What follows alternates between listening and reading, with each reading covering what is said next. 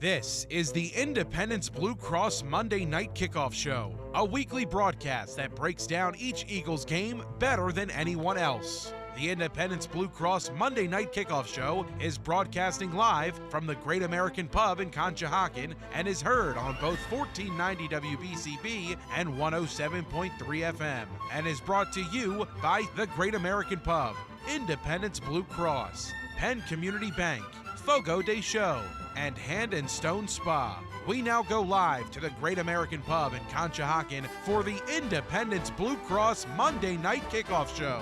Now, here are your hosts, Paul Domowitch and Paul Jolovitz.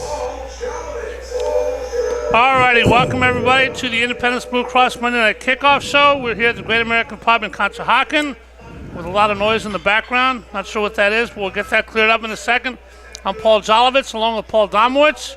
We are here to recap the Eagles' win over the Cowboys yesterday. The Eagles scraped by 5 or 6 plays, decided this one in Micah Parsons' game. Luckily, the Eagles got those 4 or 5 plays and won 41-7. They go to the playoffs. Dallas goes to Aronimink to play golf next Monday. And we're here with Paul Domowitch. Is pretty happy with that, Domo, huh? Just they killed him, huh? Yeah, it was pretty lopsided. And now everything's certain. 5 plays. Number 2 seed. Number 2. Next week's game is meaningless pretty much unless you count Saquon's chase for the record, which we'll talk about. But, to me that's meaningless too. Records got to be achieved organically to me. Yeah. What in the world is that? We have as our guest tonight. Can we start again? Yeah. It's ridiculous.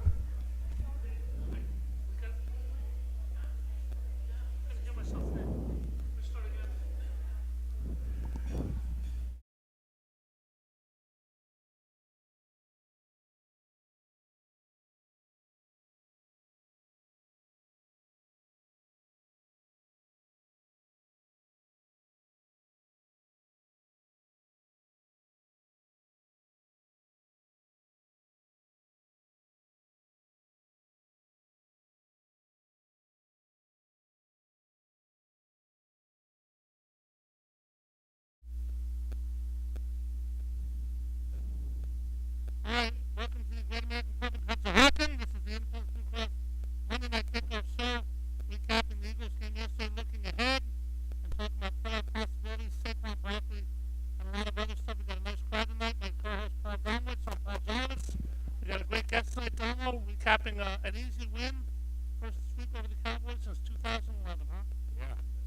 It was close. I don't know what Eagles fans like better, the fact that they're going to the playoffs or that the Cowboys are so bad this year.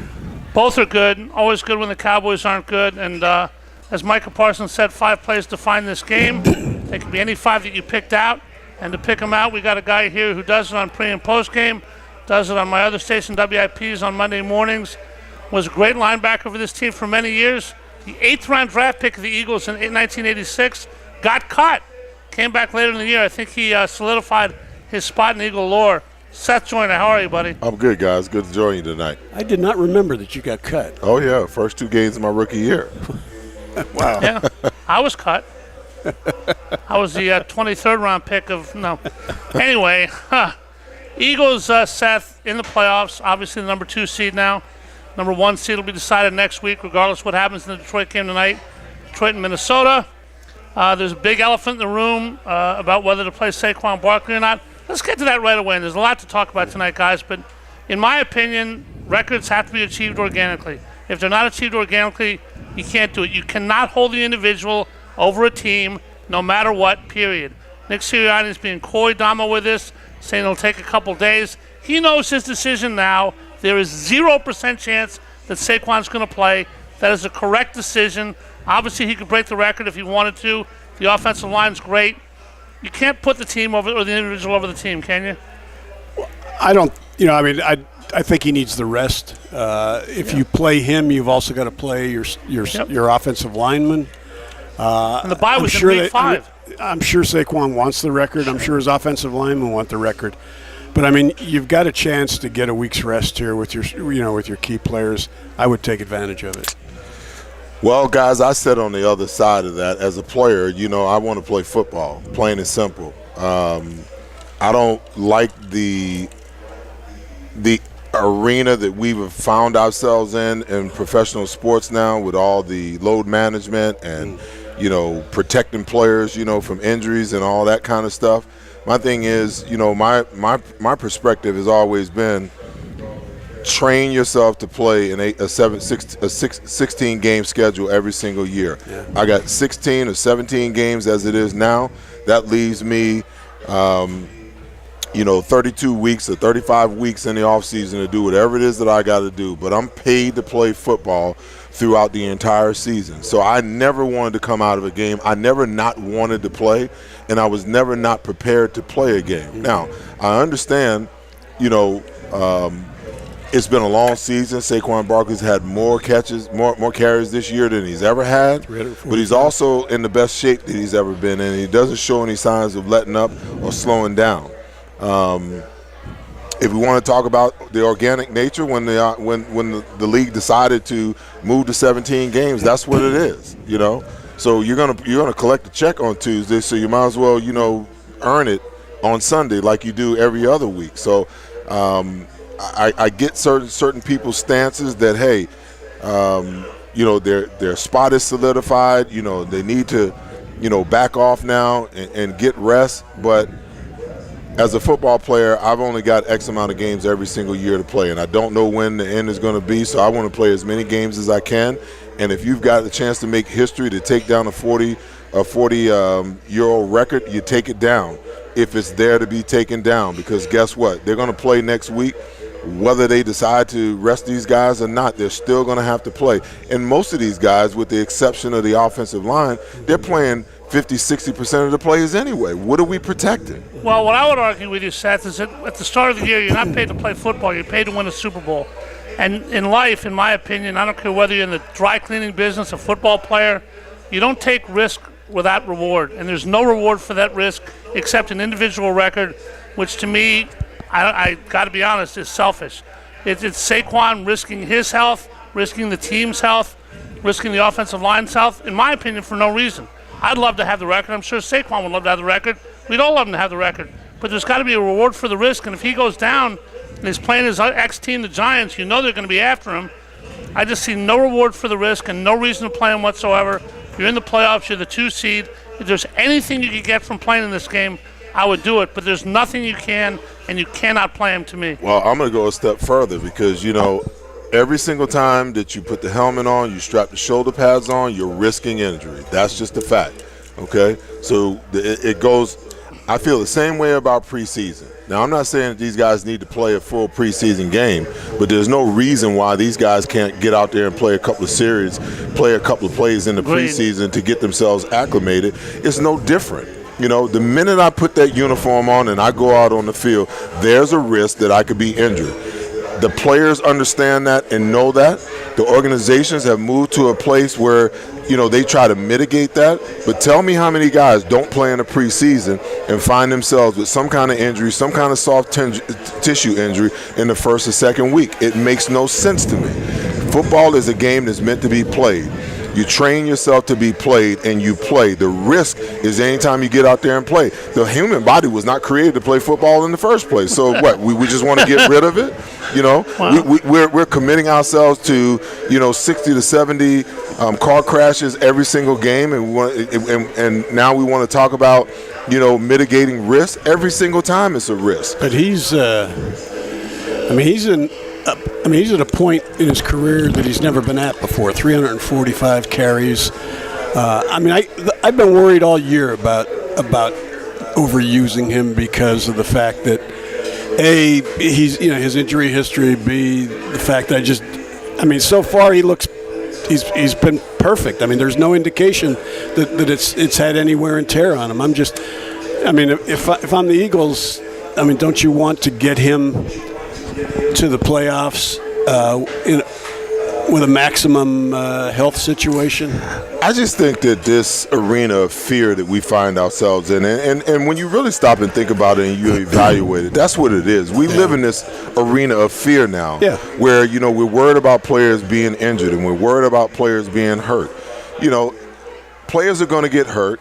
That's just the nature of the game. There's nothing that you can do about that, okay? Yeah, you can. You cannot play a guy. No, next guy up. That's what it turns into. You know, you cannot play a guy. Well, hell, you know, let's cut his carries in half instead of having him having 345 carries. You know, let's cut it in half to 180. Yeah. All right, and let's see what the Eagles' record would be.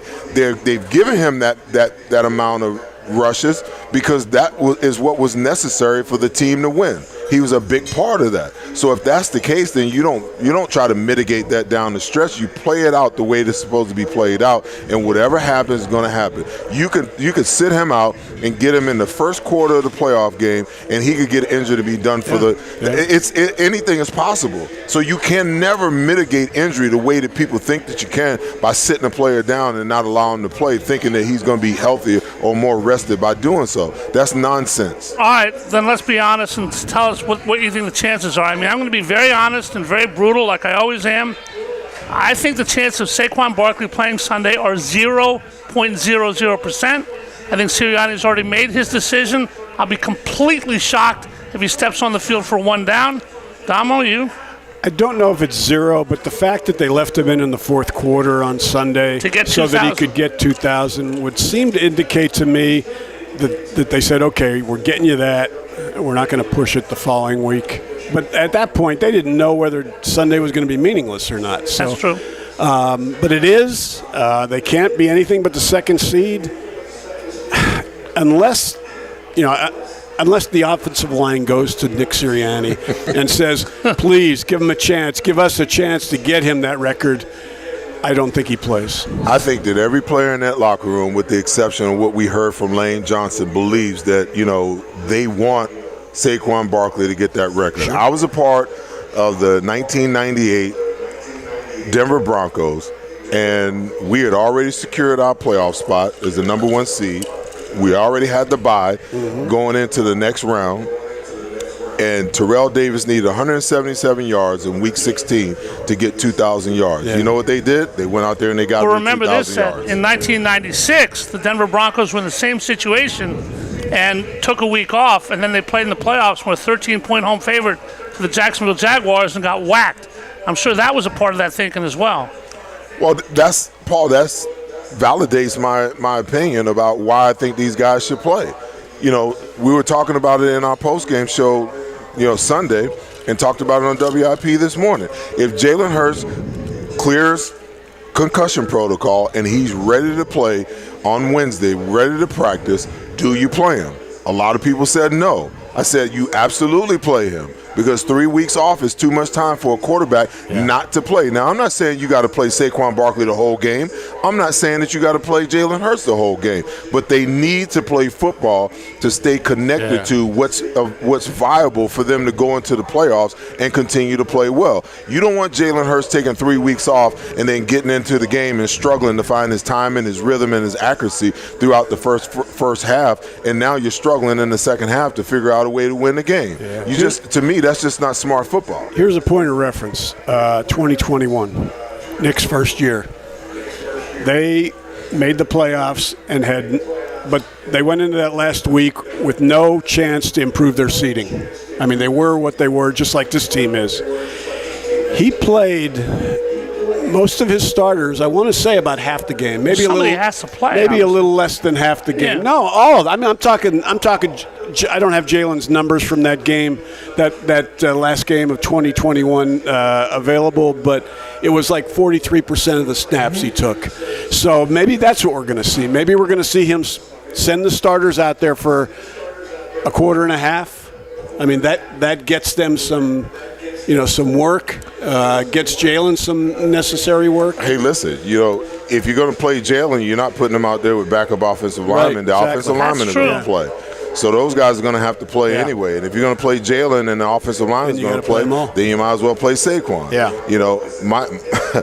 My thing is, no matter how much you try to limit how much you play your starters, some of those guys are going to have to play. There's just not enough guys on the roster to take all your starters off the field on both sides. That is true. That is true. But I'm a gambling man. I'm going to admit it. And I would lay 10-1. It's an even money side. I'd lay 10-1. Any amount of money somebody want to bet, if I had that kind of money, that Saquon will not play. It's just not the Eagles' way. It was in 2021. I mean, if they do, they do. But if he got hurt, we'd never hear the end of it. It is what it is. But meanwhile, a lot more to talk about tonight, about this game, about yesterday's game. Eagles secure the number 2 spot. Detroit doesn't have to win tonight. They only have to beat Minnesota next week. With the Eagles, what's the most surprising thing about them this year? I mean, you've done the games. You see the 2-2 start, which is kind of like the real preseason. After the preseason where nobody plays, they won 10 in a row, lose last week. Number one surprise of the Eagles season to you is blank. Oh, the defense for sure. Yeah. You know, I expected for the offense to operate the way that they operated, and I thought that they would be even more dynamic with Saquon, with the addition of Saquon. But defensively, you know, there was a lot of moves made. Yeah. A new coordinator comes in, and we knew that it would take some time. And in my opinion, it literally took Vic Fangio 4 weeks to kind of figure out what he wanted to do. The first game they took them 4 weeks to learn what he wanted them to do. Because, you know, the first week they were very aggressive versus the Packers. They came back the next week against Atlanta. They were very passive. Kirk Cousins, you know, sliced them up. They come back against the Browns. They're very aggressive against Deshaun Watson, you know, and the situation that he's in. And then they go down to Tampa and they play very passive again, and they just get, you know, motorboated. And then they go into the bye week and they come back.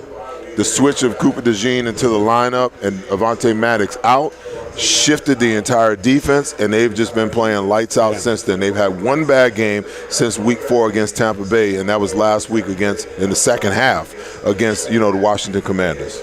Yeah, I agree. I mean, what's made it more amazing and surprising is you take their biggest signing in the offseason has contributed nothing to all of that. I mean, Bryce Huff has been. You wouldn't consider Barkley the biggest signing of the offseason? Well, maybe most expensive. I'm talking defensively. Okay. I mean, they've got nothing from him, and still this defense has completely done a 180. You know what? I did a podcast in the offseason when they moved on from Hassan and brought this kid in. And I said then that it would be one of the biggest mistakes that they made defensively. And it's still, right now, it's still an area of concern for me, especially, you know, with BG going down and then, you know, with Sweat getting hurt, you know, in and out, you know, last week. Now you're in a situation where you don't have a bona fide pass rusher, and it's starting to affect the backside, the back end of the defense, because quite frankly, I don't think the cornerbacks have played all that well the last 2 weeks either. And because they're intrinsically connected, the pass rush and the coverage, when one area suffers, the other side, the other part of the defense is going to be affected by it. You know, if they're rushing good, the coverage is better. When they're covering well, you know, now you've got more time to get to the quarterback. So if there's one area of the defense where I'm a little bit concerned, that's where it is the pass rush and the lack thereof, you know, at times. All right, when we come back, we have an Eagle who may be going into the Hall of Fame this year. Damo's part of that. We hope that's true. We have an Eagle that is no longer with us, unfortunately. We have an Eagle we hope comes back and plays at the level he did a couple years ago. A lot of questions going to the playoffs. We'll talk about that. Who do you want to play? Much, much more. Great crowd here at the Great American Pub in Conshohocken, where we are every Monday night at 6 o'clock. We're with Seth Joyner. Damo's our co-host, and we'll be back right after this. Stay with us.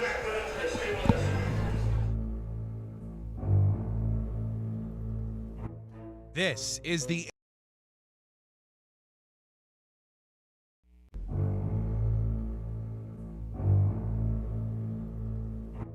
This is the Independence Blue Cross Monday Night Kickoff Show, a weekly broadcast that breaks down each Eagles game better than anyone else. The Independence Blue Cross Monday Night Kickoff Show is broadcasting live from the Great American Pub in Conshohocken and is heard on both 1490 WBCB and 107.3 FM, and is brought to you by the Great American Pub, Independence Blue Cross, Penn Community Bank, Fogo de Show, and Hand and Stone Spa. We now go live to the Great American Pub in Conshohocken for the Independence Blue Cross Monday Night Kickoff Show. Now, here are your hosts, Paul Domowitch and Paul Jolovitz. I still catch up on anything you put out there. I'm Brian Balvinger's little magazine. But yeah, I really enjoy it. I feel like we were privileged to have so many great The Great American Pub in Since 1991, the Great American Pub in Conshohocken has been offering an authentic and memorable experience for guests looking to dine in or enjoy the bar and nightlife. Located at 123 Fayette Street in Conshohocken, the Great American Pub has all your craft beer selections and some of the best food options anywhere. While you're there trying their buffalo chicken spring rolls or Maryland crab cakes, enjoy your favorite sporting events on their numerous televisions surrounding the bar. Visit them at 123 Fayette Street in Conshohocken or learn more online at thegreatamericanpub.com. At Independence Blue Cross, we take care of the people who take care of you. Everyday heroes like firefighters, police officers, teachers, farmers, and healthcare workers. Doctors and hospitals across the region have IBX, and they know what it means to have reliable access to care. So whether you're saving lives or just trying to live a healthier life, count on IBX, the region's #1 health insurer for 85 years. Learn more at IBX.com. A truly unique dining experience awaits you at Fogo de Chão. Fogo de Chão awes patrons with their history and tradition of authentic Brazilian steakhouse, offering many cuts of decadent fire-roasted meats prepared over an open fire and served tableside by trained gaucho chefs. Fogo de Chão, 1337 Chestnut Street in Center City, Philadelphia. For reservations, go to www.fogo.com or call 215-636-9700. We now return to the Great American Pub in Conshohocken for the Independence Blue Cross Monday Night Kickoff Show. Once again, here are your hosts, Paul Domowitch and Paul Jolovitz. Since 1991, the Great American Pub in Conshohocken has been offering an authentic and memorable experience for guests looking to dine in or enjoy the bar and nightlife. Located at 123 Fayette Street in Conshohocken, the Great American Pub has all your craft beer selections and some of the best food options anywhere. While you're there trying their buffalo chicken spring rolls or Maryland crab cakes, enjoy your favorite sporting events on their numerous televisions surrounding the bar. Visit them at 123 Fayette Street in Conshohocken or learn more online at thegreatamericanpub.com.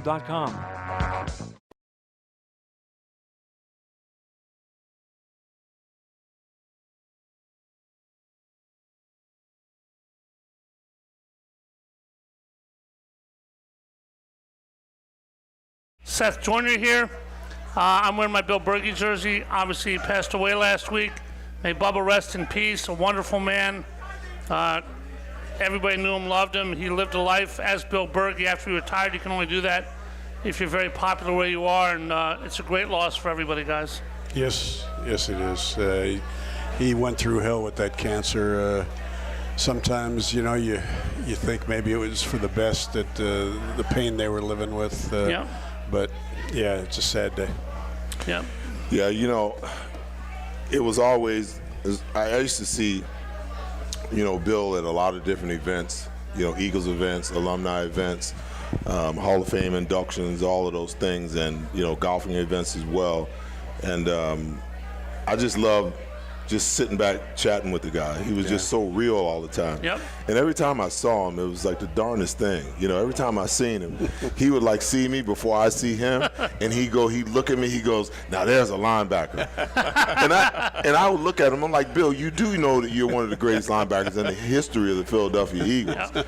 Well, you're both on the 75th anniversary team. Yeah. And he looks at me, he goes, yeah, I know. Yeah. But you're a linebacker. He did know that. He always used to tell me, he'd say, "Does Amy still like you?" That's what he asked me every single time he saw me. And Bubba, buddy, rest in peace. Also this week, Tom, you guys are going to have to make a decision on an Eagle at the Hall of Fame conclave the day before the Super Bowl. One of the 15 modern-day finalists, Eric Allen, who Seth played with, 54 interceptions, great numbers, very smooth. I think that hurt him. Played with a lot of great players. EA got a shot? Yeah, I'm hopeful. This is his second year as a finalist. It's his 19th year of eligibility.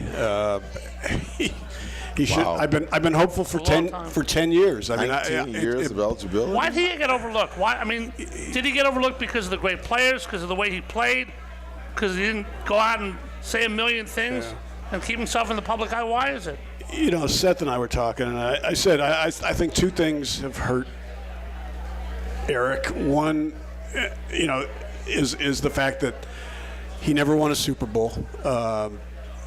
and that there's people in the room that seem to hold that against players, even though you're talking about the ultimate team game. Yep. I mean, Eric Allen, Seth Joyner, people like that could be as great as they possibly can be, and it doesn't necessarily guarantee a Super Bowl.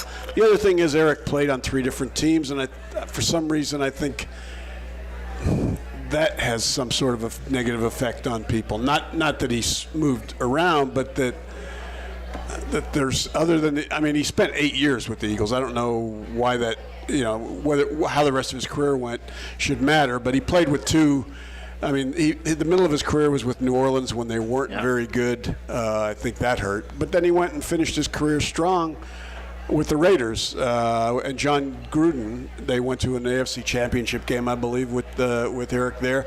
Eric ended up having like 6 interceptions at the age of 35, 36. Wow. So, I'm trying. That's all I can tell you, but I'm one of 50 people.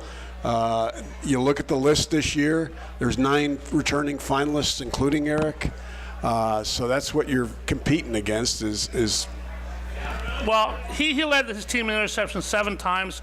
He pointed out to me on WIP the other night, Seth, that he played cornerback his entire career. He wasn't like Ronnie Lott or Rod Woodson or a couple of these other obviously all-time greats who switched back. You played with him. Did you play with a Hall of Fame cornerback? Oh, there's no doubt about it. I've sat back over the last 5 to 6 years and watched guys go in that I wondered, how did that guy get in before Eric? And, I never really consider the entire Super Bowl thing. Is it just getting to a Super Bowl? Is it getting to a Super Bowl and winning? And this is in a lot of ways, the issues that I have with the Hall of Fame and how they operate. There's no clear-cut criteria for position by position as to why one guy gets in and another guy doesn't get in. It just seems like, we just decide to take this guy. Or, if you're a Cowboy, if you're a Steeler, if you're a Packer, those organizations seem to have more players in the Pro Football Hall of Fame than any other organizations. Is it, those teams that create these super committees that talk to, the voters, that talk to the powers that be, that make these decisions? Well, we got one of the powers that be right here. He's limited as to what he can say. He's on the committee. Sure. But my point is, when I look at some of the statistics, and I know the stats aren't the only thing that we're talking about, but it's a big part of it, in my opinion. And it doesn't hurt it doesn't hurt Eric. His numbers are I think every cornerback in front of him that's in the Hall of Fame, the people in front, he's like tied for 21st in interceptions. I believe everybody but one guy in front of him is in the Hall of Fame. The point I have tried to make time and time again with the rest of the voters is, you look at the great defenses in NFL history. You look at Tampa Bay's early 2000s defense. You look at the Purple People Eaters, Pittsburgh's defense. They all have multiple Hall of Famers in. That 0-2 Tampa Bay team has 4 guys in the Hall of Fame now, with Rondé Barber making it before Eric. And the Eagles, which have been, I think I can't remember who a publication had a vote a few years back and voted the 91 team, I think, as the greatest defense of the last 30 years. And yet, it was the only guy on that team that is in the Hall of Fame is Reggie White. They paid for Randall getting hurt and not having an offense. That's why they didn't get to the Super Bowl. Yep. I think it's unfortunately it's hurting guys on that team from getting. I've heard the rumblings. Even as far as I'm concerned. Well, he played in front of one of the most dominant defensive lines. But my thing is, show me a cornerback that's in the Hall of Fame. Show me a linebacker that's in the Hall of Fame that didn't play in front of a great front. You understand what I'm saying? Yep. It's not like, it was because of the front that Eric got 54 interceptions. Yeah. It's not because of the front that, they left me unblocked and I got 52 sacks and 25 interceptions. That's not the fact of the matter is he still had to catch those balls. He still had to make those plays. I still had to, do what I was doing to accumulate my stats. It wasn't like they triple team Reggie and everybody else had a field day. I don't think they've think less of the back seven because of the strength of a front four. I mean, when you look at, Tampa Bay, Derek Brooks makes the Hall of Fame. Rondé Barber's in the Hall of Fame. The safety, John Lynch. Sapp. All in the Hall of Fame, despite the fact they got Simeon Rice and Warren Sapp up front. They had, it wasn't as good as your defensive front, but still, I don't think they've penalized linebackers and DBs for that. Well, I'm not saying that they do. I've heard the rumblings. Yeah. Like I've heard people say, they had the benefit of that great defensive front. And my contention to that is, you might be right, but while Eric was covering the heck out of somebody, that gave the guys up front time to get those sacks. Yep, and so he also on and had so forth. 8 touchdowns. Yeah. Steve Sable called one of the greatest interception return ever. Seth, when you play with the Eagles, I covered the Eagles, and O'Donnell covered them in the late 80s. Randall could have thrown for 920 yards one game, or anybody could have done anything. And when the game was over, we went down to the locker room, and everybody went straight to your locker because they knew you were going to shoot straight. What was it about you that everybody, and you know that's the case, I went straight to your locker no matter who did what. Why was that? Because I had a big mouth. There were a lot of big mouths on that team. It was the most opinioned defense in the history of the NFL, maybe. It was. With you and Reggie and Jerome. And it was, but in 91, Kotai's first year, I took it to a whole nother level. and it was just, when I look back at it now, it's just pure immaturity. Yeah. And I've always just been truthful. I live by the creed that my mom taught me a long time ago. She says, son, whatever you do, do it in truth, because the truth is like a lion. She says the lion doesn't need to be defended. Just turn it loose, it'll defend itself. And that's what the truth is. Now, even, in my present role of being in the media, some people don't like it because they don't want to hear the truth. Yeah. But if I'm critical of the team, I'm critical of them from a position of truth. If I'm wrong, I'm man enough to go back and say, hey, I got it wrong. But in the moment, it's just so raw and so truthful and so in your face, like Jack Nicholson said, some people just can't handle the truth. They want you to lie. They want you to tell them what feels good. And sometimes, and I get it, from a fan's perspective, you're a fan and you always want to hear the positive about your football team. But it's not my job to feed you positivity. It's my job to in a fair and balanced way, analyze what I see and tell you what I see. And some people can handle that, but there's a lot of people that can't handle that because they're like, he's too overly critical. But what they don't hear is when the team is doing well and when players play well, that I give them their flowers, that I give them their accolades, and I tell them how well they play. Right. But you know how it is. You could say 9 negative things and one positive thing. I got that a lot. And they will always, or the other way around. You could say 9 positive things and 1 negative thing, and they will always remember the negative thing that you said. Well, Nick Sirianni's had negative things said about him this year. He brought the team back from another little crisis after last week's loss to Washington, albeit against the Dallas Cowboys. The Eagles are going to go to the playoffs, play either the Commanders or the Packers. Who would you rather play? We'll find out who Seth and Paul think when we come back with the Monday Night Kickoff right here at the Great American Pub. Come on down, say hi to Seth. We're back after this. Since 1991, the Great American Pub in Conshohocken has been offering an authentic and memorable experience for guests looking to dine in or enjoy the bar and nightlife. Located at 123 Fayette Street in Conshohocken, the Great American Pub has all your craft beer selections and some of the best food options anywhere. While you're there trying their buffalo chicken spring rolls or Maryland crab cakes, enjoy your favorite sporting events on their numerous televisions surrounding the bar. Visit them at 123 Fayette Street in Conshohocken or learn more online at thegreatamericanpub.com. At Independence Blue Cross, we take care of the people who take care of you. Everyday heroes like firefighters, police officers, teachers, farmers, and healthcare workers. Doctors and hospitals across the region have IBX, and they know what it means to have reliable access to care. So whether you're saving lives or just trying to live a healthier life, count on IBX, the region's #1 health insurer for 85 years. Learn more at IBX.com.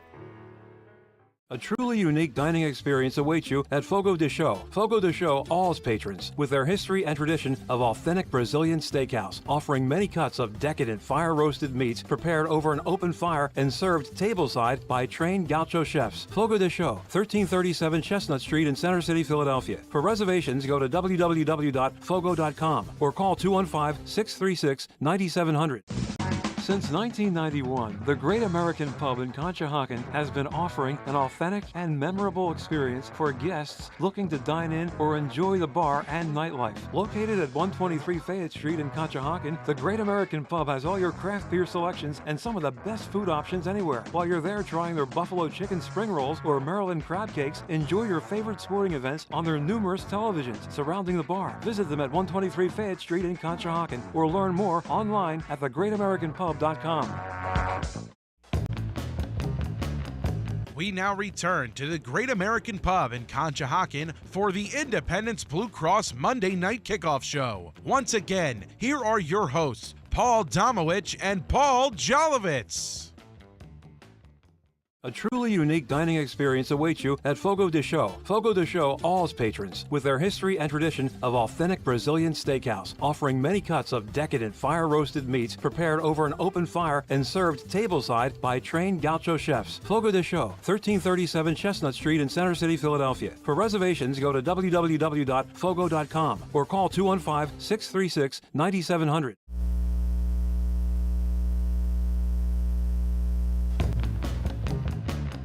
We now return to the Great American Pub in Conshohocken for the Independence Blue Cross Monday Night Kickoff Show. Once again, here are your hosts, Paul Domowitch and Paul Jolovitz. Collapse like this. I know they've had people hurt, but Alrighty, back here at the Great American Pub with Seth Joyner and Paul Domowitch. The Eagles going to the playoffs, not going to get a bye. That'll be settled by Detroit and Minnesota in Week 17 in Detroit. The Eagles will go to the wild card round, 7 teams in the playoffs, 6 teams play each other. You know the drill. Eagles can play the Packers, Domo, or the Commanders. Who you want to play? you know, I don't have a strong feeling one way or another. I think they can beat either one. You know, I think their defense could. I mean, Daniels would give him problems with his legs, but I think Vic would probably come up with a scheme that would not see a repeat of the last time they played. So I guess I would say Washington, but they can beat either one of those teams. They can't if Jalen plays. Obviously, we've got the backup quarterback to talk about as well. Seth, who do you want to play? You know, I think I'm in the same boat as Paul. You get in, you don't really care who you're playing. You're going to have to beat, good teams to get to the promised land anyway. I watched Minnesota just take Green Bay apart last night, and Jordan Love not look good, them not look good defensively, and you would think that, the average person would say that's the matchup that you want. But I'm not as afraid of Washington as other people may be, and here's the reason why. Gardner Johnson was a big loss for them on defense. That secondary was in complete disarray when he got tossed out of that game. Mm-hmm. There's just no doubt about it. Is that more because of him or because of Tristan McCollum? You say next man up. Next man up's well, I mean, the next man up's got to be able to do it, but the truth of the matter is, because he's so chatty all the time, him and Reed are doing a great job of communicating. And when he went out of that game, all of a sudden, Tristan McCollum's over there like he got a jar full of almonds in his mouth, and he ain't saying anything. You got all of this confusion that's going on. Even on the last touchdown play, there was mass confusion going on the back end about what they were going to do and who, that doesn't happen when he's in there. It's very clear cut as to what they're supposed to do and what's going to happen, and the alerts about, hey, if this guy does this, we're going to do that. That kind of communication is very important on the back end of your defense. the biggest challenge they're going to have is Jaden Daniels if they have to play Washington again. I think they were kind of lulled to sleep a little bit because the first time that they played him, Daniels had the rib injury. They kind of had him in bubble wrap. They had him on a short leash. Hey, no running, get rid of the ball, stay healthy. So they never really got a chance in that first game to see, how fast he was, how twitchy he was, how elusive he could be. And I think that kind of caught them by surprise in the second game. Once he started moving around and started running, that they didn't realize that he was that fast. Yeah. Now that they face that and they know what they're facing, it's a different ball game. Even the way that Vic is going to call the game is going to be different. How they rush and how disciplined they are in their rush lanes is going to be different. Listen, they don't have a lot of wide receivers that really scare you, but I think that when C.J. Gardner went out of the game, that just put Vic in a situation where he was very limited as to what he could call because he didn't know if he could trust the guys on the back end. Yeah. He got very passive, and then this kid starts running all over the place. I mean, he scrambled 9 times for 81 yards in that game. Yeah. So, I mean, a good defensive coordinator like Vic Fangio is not going to allow that to happen a second time. So I don't really care who they play, but my fear of Washington isn't as great as everybody else's. All right, good class of rookie quarterbacks this year. I said this in the middle of last year, not now. Daniels had a great year. Nick's had a great year. Drake May's playing well. Never liked Caleb Williams. He's not bad, but he ain't the #1 pick. Best guy in this draft, best quarterback to come out in this draft. His name is Michael Penix. He's playing in Atlanta. He's only played 2 games. Just watch. You will see. They have a chance to get in the playoffs this year. But, Seth, the Eagles have been defined by some strange stuff this year also. Jalen Carter's coming into his own. Quinn Mitchell's had a tough last couple of games. He's been great. We know about the rest of the defense, but your linebacker position's been kind of undermined for a long time by the Eagles. And Kobe Dean having a great year. And then there's, in my opinion, the MVP of the defense, a Pro Bowl linebacker who nobody at the start of the year, Damo, could have possibly thought this about, Zach Bond. What Zach Bond brought to this team, guys? Everything. I mean, he's and right now, Seth mentioned earlier that there still are some concerns about the pass rush up front and the edge rush. Sure. He gives them some versatility where Vic can move him up onto that line, and he's been blitzing a lot either in zone blitzes or occasionally when they've used 5- and 6-man rushes. But he's New Orleans had no clue that this guy could play like this. I've never seen anything like this. I mean, you would think, people give this league so much credit for having so many smart people, and then a team just spends 4 years not using them right. And the only guy that, even when the Eagles signed them, I mean, Howie was thinking, okay, we're getting a backup edge rusher and a special teams guy. And Vic says he can play inside linebacker. And as we found out, he's playing at an all-pro level. You ever think this about Zach Bond, Seth? No, but I mean, I think when you look back and you do the research on a guy, you can see that he's a pure athlete. He was a quarterback in high school. See, and 94 touchdowns. And this is why when I delve into the world of youth sports, that I'm such an advocate for kids playing multiple sports. And it's changed now. It started changing when my son was playing football, but he played football, basketball, and baseball, and I always made him play a multiple sports. I just think that, when you play sports like that, you develop all these different skill sets that are a benefit to you once you figure out what it is that you really want to do. And now you've got a true athlete, at that position, rather than a guy who's just been slotted to play one position his entire life. Kudos to Vic Fangio. Kudos to the linebacker coach. Not only for seeing what they saw in Zach Bond and developing that in quick fashion, but also the transformation of Nakobe Dean, because after 4 games, I was calling for them to get on for Howie to get on the trade phone and find us another linebacker, because this kid just looked like he was just not going to be what they expected him to be.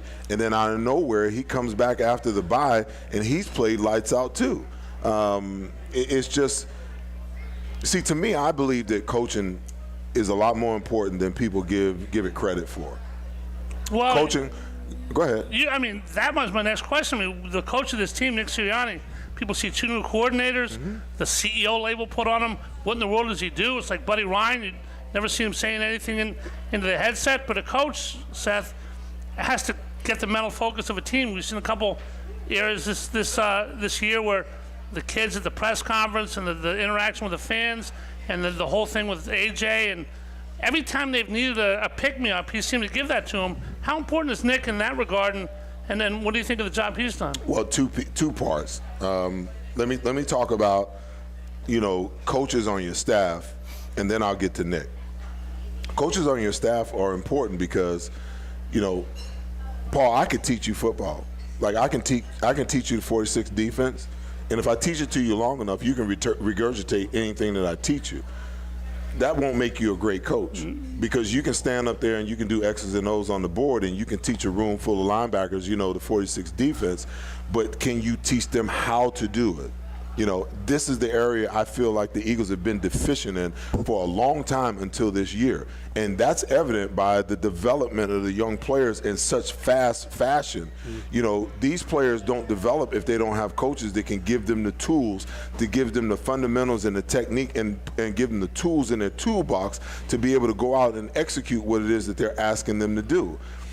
The off-season program, as it stands now, is the most debilitating thing to the development of young players. When I got done with my rookie year, I go into Buddy Ryan's office. He's like, what's your plans for the offseason? Well, Coach, I think I'm going to go back to El Paso. I'm going to roll in some classes, 2 classes, and I'm going to work out, get ready for next year. He looked at me, he goes, you're either going to be a football player or a student. The off-season program begins February 8th. Get out my office. So you know where I was on February 8th. So from February 8th until the coaches went on vacation in June, we were every single day, Monday through Friday, from 9 a.m. to about 1 o'clock in the afternoon, we watched film, we conditioned, we lift weights. We were out on the field going through the paces, and as I look back, that was the most important time in my development. No CBA limitations, by the way, right? No CBA limitations. So now, and I understand why those limitations came into play, because you got the voluntary, involuntary camps, which mean that, we got a voluntary camp, but everybody knew it was involuntary because if you didn't show up, you might not be on the roster next year. So they didn't want the organizations to monopolize the players' time in the offseason without there being some restrictions, but they've gone too far. Because if I want to go in and work with my linebacker coach in the offseason, they can't do that. It's against the CBA rules. Yeah. So that means I got to go outside of the organization and hire some linebacker guru to work with me on the basics and the fundamentals of the game. Now, Nick Sirianni, a lot of growing this year, in my opinion. Okay, from the interactions with the fans to the mismanagement of calls on 4th down. If you watch the last couple of weeks, I get it. He's had he's had to deal with backup quarterbacks the last game and 3 quarters, but there was a lot of times in that span where he had 4th and 1 and he punted the ball, and everybody's like, well, what is he doing? That's not his MO. To me, that's growth, because if your defense is dominating, then there's no need for you to take unmitigated routes. And Kenny Pickett's your quarterback. Yes, yes, there's no need for that. So, and this is the other thing. What I don't understand is that I think Nick Sirianni is 49-20 or 47-20 something. Yeah. 47-20. Why the hell is he not in the conversation for Coach of the Year? Why has he never been? This is a coach who has had 12 to 13 wins 3 years in a row. And everybody wants to talk about, it's his roster.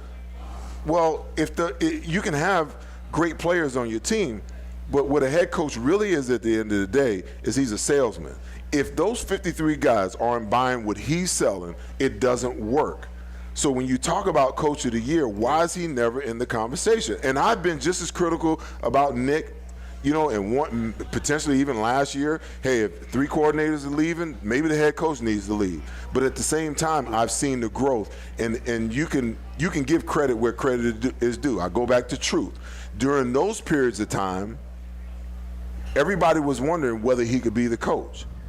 Over the last 8 to 10 weeks, he's proven that he could be the coach. And if those players are buying into it, then who are us on the outside chirping about what's going on to believe that it should be any different? Because they're playing for him and he's getting it done and they're buying what he's selling. Interesting point, and we'll ask Domo that when we come back. Who's Domo's choice for NFL Coach of the Year? The coaching carousel is about to start spinning. The All-Pro teams, the Pro Bowl teams. Obviously, the final week against the Giants, does Saquon play? Is Jalen okay? All kinds of stuff to talk about. Wish we had a lot more time, but we only got 15 more minutes here at the Independence Blue Cross Monday Night Kickoff at the Great American Pub in Conshohocken. We always thank Guy and Jerry and Chuck, and we'll be back following this.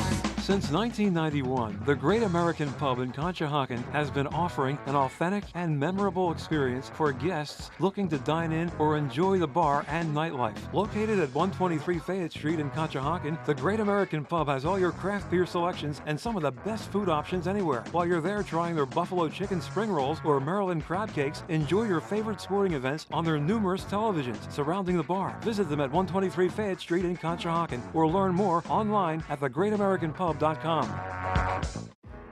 Independence Blue Cross, we take care of the people who take care of you. Everyday heroes like firefighters, police officers, teachers, farmers, and healthcare workers. Doctors and hospitals across the region have IBX, and they know what it means to have reliable access to care. So whether you're saving lives or just trying to live a healthier life, count on IBX, the region's #1 health insurer for 85 years. Learn more at IBX.com. A truly unique dining experience awaits you at Fogo de Chão. Fogo de Chão awes patrons with their history and tradition of authentic Brazilian steakhouse, offering many cuts of decadent fire-roasted meats prepared over an open fire and served tableside by trained gaucho chefs. Fogo de Chão, 1337 Chestnut Street in Center City, Philadelphia. For reservations, go to www.fogo.com or call 215-636-9700.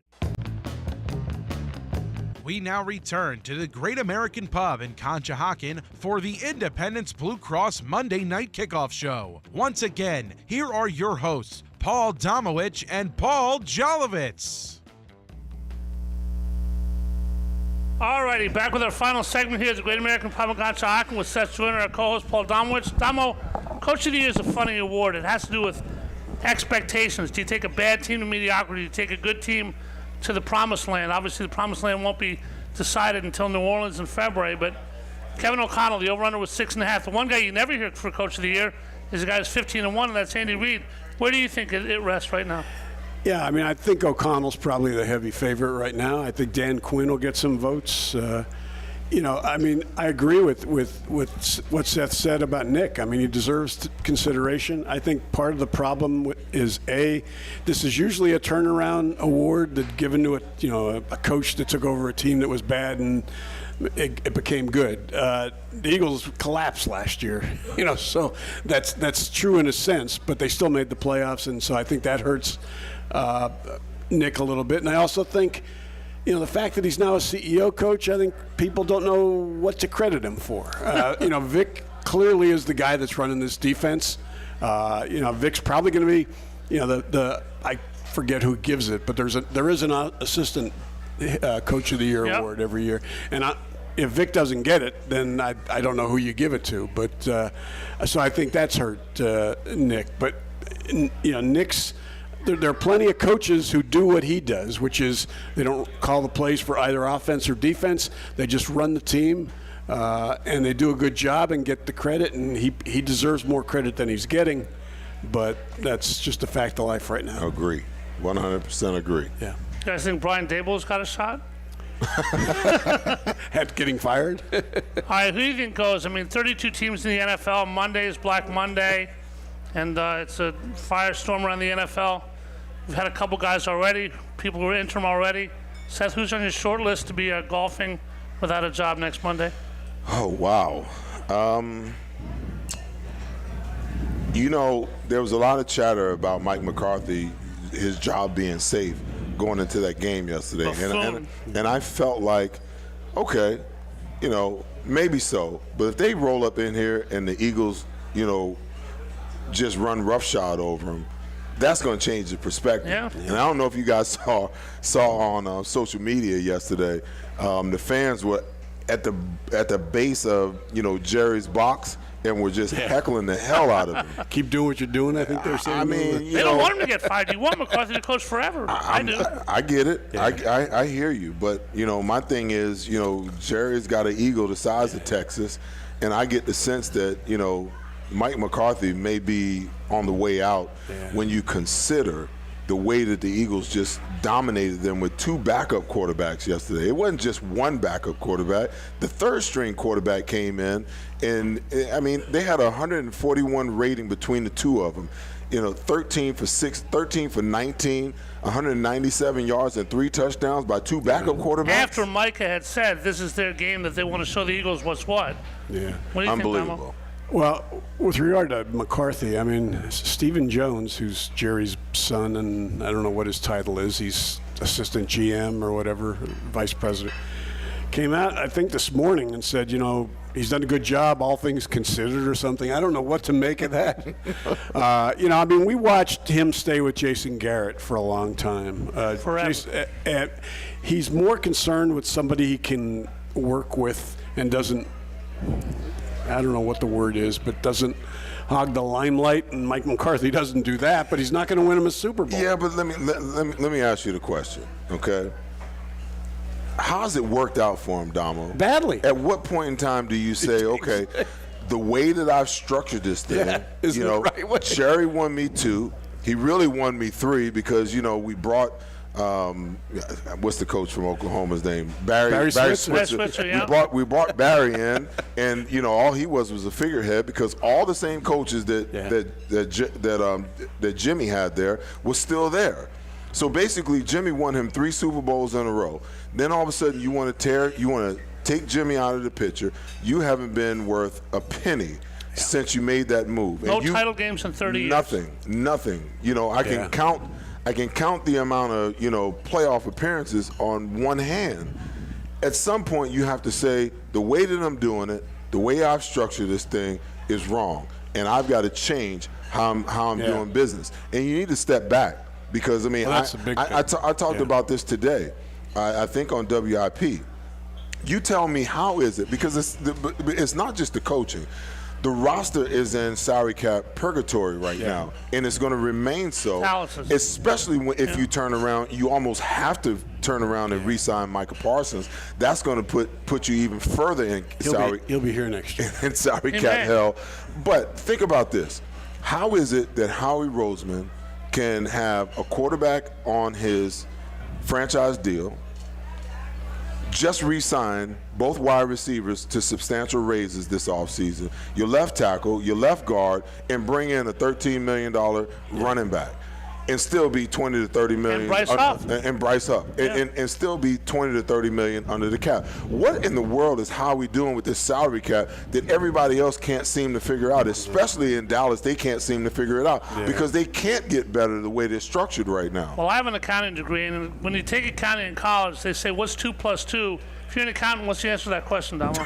What do you want it to be? He knows how to push money ahead, behind, all kinds of stuff. Go ahead.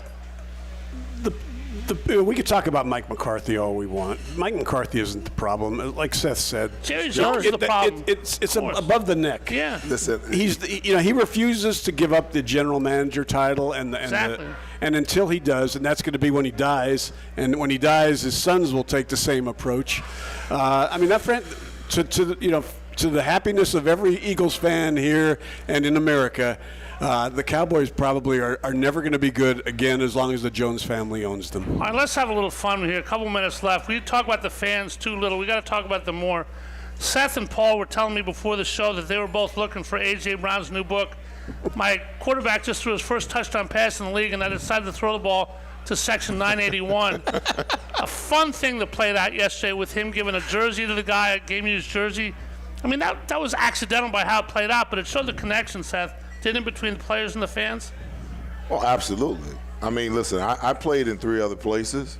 I've heard other people talk about the places that they've played that, I've only had the pleasure of playing as an opponent there. There's no place like Philadelphia, man. There is no place like Philadelphia. I referenced it to, Dorothy clicking her heels, There's no place like Philadelphia. You understand what I'm saying? Yeah. If you play here, you quickly understand that there's no place like this in the world. The fans love you. When you're not playing well, they're going to let you know. They can be critical of you, but they'll fight fans from any other city that are critical of you in a heartbeat. Yeah. What more can you ask for? And if you lay it on the line, If you lay it on the line and you're a good player for this organization, they will love you forever. You know, we had the Otto Davis Foundation, gala about a month ago. And they brought in and honored the guys that were in the Philly special. So Nick Foles, Jason Kelsey, Corey Clement, and what's the tight end? Trey Burton. Trey Burton. Yeah. Trey Burton. So they had all three of them.